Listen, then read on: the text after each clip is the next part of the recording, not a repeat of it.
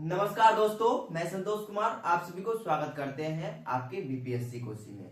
दोस्तों आज हम लोग क्लास 12th हिस्ट्री के शॉर्ट विदिन जो है सभी चैप्टर को कवर करने वाले हैं। तो यदि आप लोग इससे पहले आप लोग जो है कुछ नहीं पढ़े हैं, यदि आप लोग चाहते हैं कि अभी से पढ़कर जो है यानी कि नवंबर से पढ़कर जो है बोर्ड एग्जाम में अच्छा मार्क्स ला सकते हैं, तो यह वीडियो आपके लिए बहुत ही इम्पोर्टेंट है, लाभदायक है। क्योंकि दोस्तों हम वही टॉपिक को कवर करेंगे, वही चैप्टर को कवर करेंगे जिससे जो है क्वेश्चन पूछे जाते हैं और पूरे शॉर्ट में पढ़ेंगे, ताकि जो है आपके पास बहुत कम समय तो है बचल है, इसलिए आपको जो है ज्यादा फोकस डाल के पढ़ना है और वही टॉपिक को पढ़ना है जिससे क्वेश्चन पूछे जाते हैं। तो वीडियो को ध्यान से देखिएगा और लास्ट में बताइएगा कि वीडियो कैसा लगा। यदि आप लोग वीडियो को शुरू से अंत तक देख लेते हैं तो एक भी ऑब्जेक्टिव क्वेश्चन यहाँ से नहीं छूटने वाला है और सब्जेक्टिव क्वेश्चन का जवाब अपने आप दीजिएगा, अपने से उत्तर दे पाएंगे। तो चलिए हम लोग देखते हैं और वीडियो ध्यान से देखिएगा। चलिए हमारा नाम सबसे पहला चैप्टर का नाम है जो है, पहला चैप्टर का नाम है हड़प्पा सभ्यता। क्या है? हड़प्पा सभ्यता। जिसे इसको जो है दूसरा नाम क्या है तो हड़प्पा यानी कि सिंधु सभ्यता। इसका दूसरा नाम क्या है? सिंधु सभ्यता। दूसरा नाम सिंधु सभ्यता। सिंधु सभ्यता दूसरा नाम है सिंधु सभ्यता। दोस्तों इस चैप्टर को पढ़ने से पहले जो है सबसे पहले हम लोग जानते हैं कि आखिर में जो है हड़प्पा सभ्यता को सिंधु सभ्यता क्यों कहा गया। दोस्तों आपके मन में तो दिमाग जरूर चल रहा होगा कि सवाल तो जरूर उठ रहा होगा कि हड़प्पा सभ्यता को जो है सिंधु सभ्यता आखिर में क्यों कहा जाता है। तो सवाल उठता है कि ये जो है हड़प्पा सभ्यता को सिंधु सभ्यता क्यों कहा जाता है। तो दोस्तों जैसे कि आप तो पढ़े हैं नहीं तो आपको पता नहीं होगा। तो जैसे कि हम जानते हैं कि इस तरह से कुछ भारत का मैप होता है।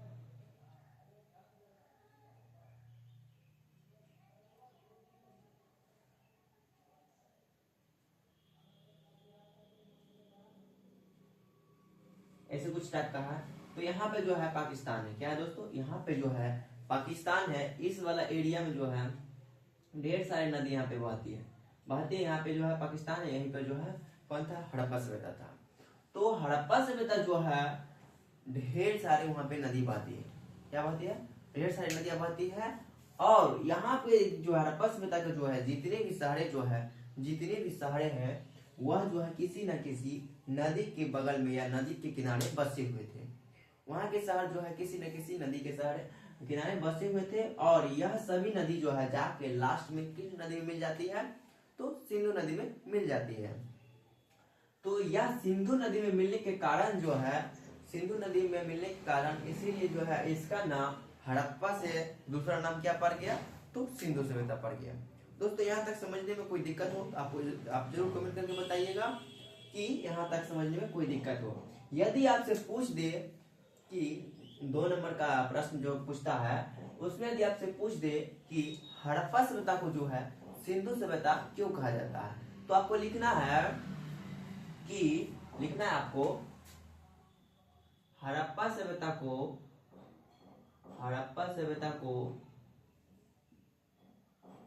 को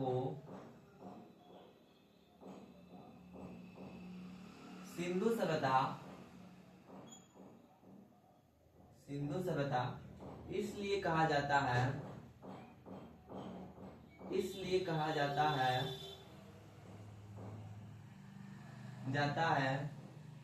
कि हड़प्पा के जितने भी शहरे थे, हड़प्पा सभ्यता के जितने भी शहरे थे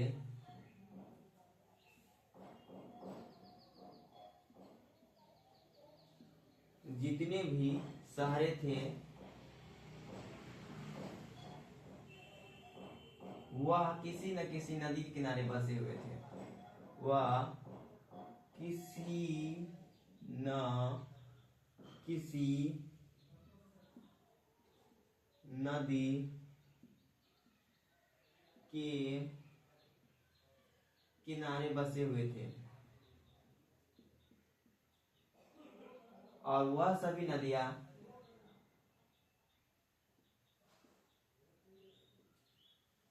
लास्ट में जाकर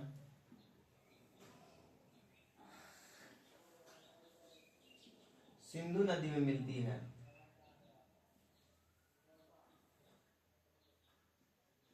नदी में मिलती है, इसीलिए इसे हड़प्पा सभ्यता से सिंधु सभ्यता कहा भी जाता है। इसीलिए इसे हड़प्पा सभ्यता से सिंधु सभ्यता भी कहा जाता है।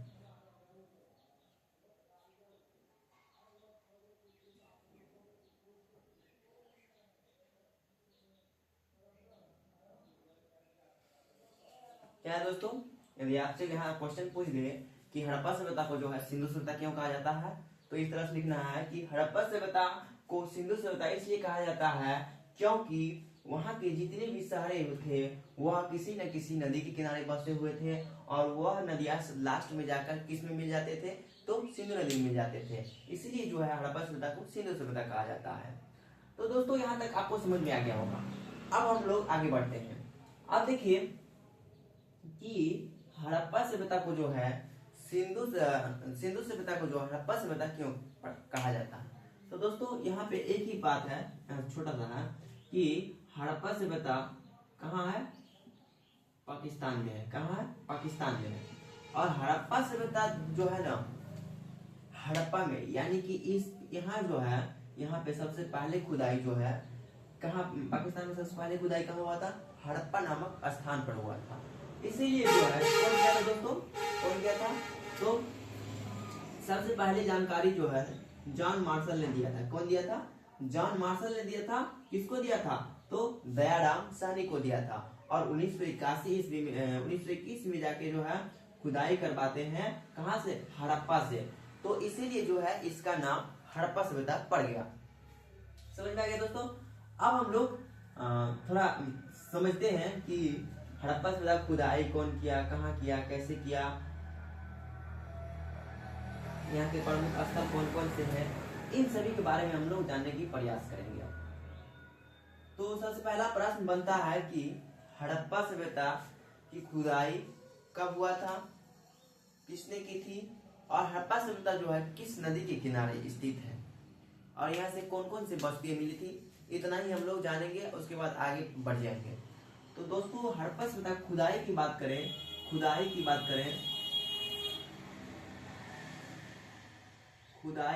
करें दोस्तों, तो खुदाई जो है दयाराम साहनी, सबसे पहले जो है, यानी कि सबसे पहले किसी को पता चला कि यहाँ पे जो है कुछ खुदाई करने के बाद कुछ मिल सकता है, तो वह सबसे पहले किसको पता चला था, तो वह सबसे पहले पता चला था जॉन मार्शल को। कब, 1835 में। जॉन मार्शल को, किसको दोस्तों, जॉन मार्शल को। और जॉन मार्शल जो है बताते हैं किसको, तो दयाराम साहनी को। किसको बताते हैं, दयाराम साहनी को बताते हैं कि वहां पे जाके आप खुदाई करवाइए, देख रेख कीजिए।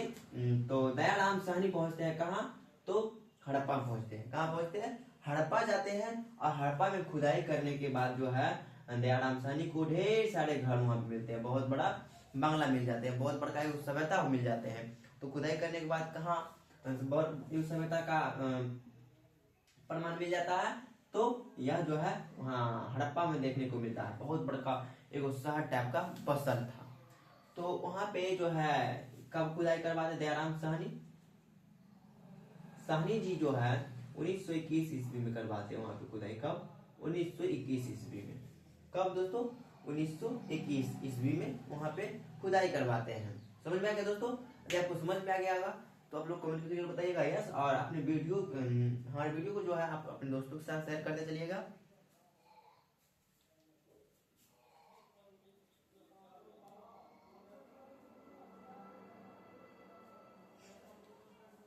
समझ में आ गया दोस्तों।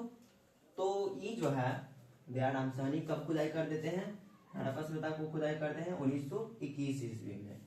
अब जो है ना यहाँ से ढेर सारे बस्तियां मिले हैं, ढेर सारे शहर मिले हैं। तो नंबर 1 में आता है सबसे बड़ा शहर जो था वह था मोहनजोदड़ो।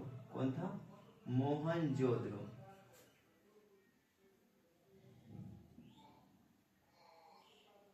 दूसरा में आता है दूसरा में आता है दोस्तों लोथल।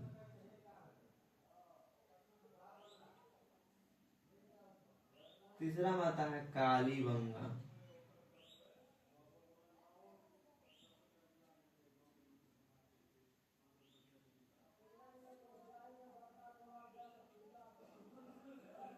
सबसे बड़का शहर कौन है दोस्तों? तो मोहनजोदड़ो है, तीसरा लोथल है, कालीबंगा है, उसके बाद एक और आता है बनावली,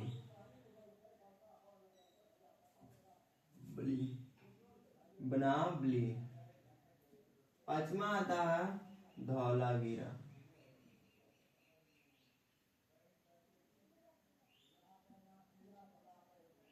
यह सब यहाँ के इम्पोर्टेंट शहर है, महत्वपूर्ण शहर है दोस्तों। यहाँ से ढेर सारे बस्तियां मिले हैं। सुत का गेंडोर भी आता है।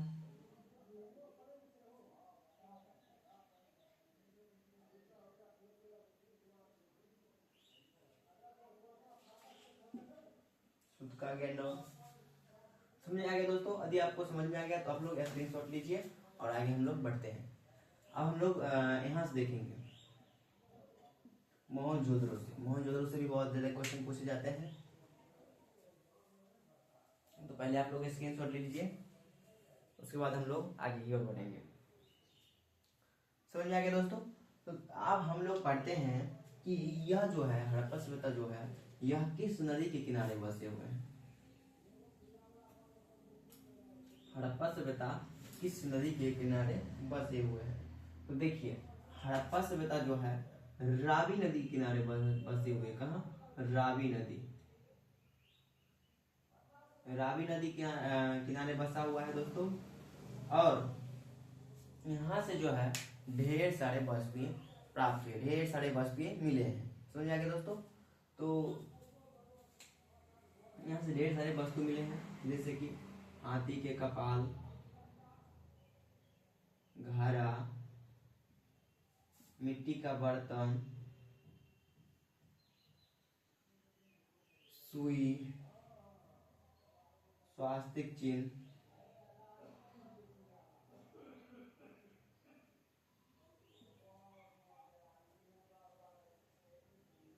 मुहर। समझ में आ गया दोस्तों? बहुत सारे वस्तुएं मिले थे, लेकिन आपको रखना है ध्यान।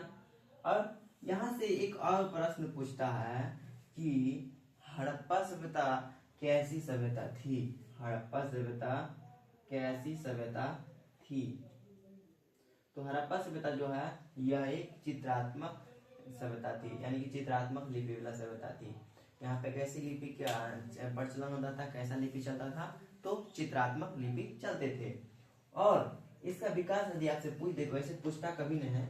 यदि आपसे विकास की बात करें कब से कब हुआ था, कब से कब तक चला था, तो 2500 ईसा पूर्व से लेकर 1750 ईसा पूर्व के बीच में इसका विकास होता है। कहीं कहीं पर आता है 2600 ईसा पूर्व से लेकर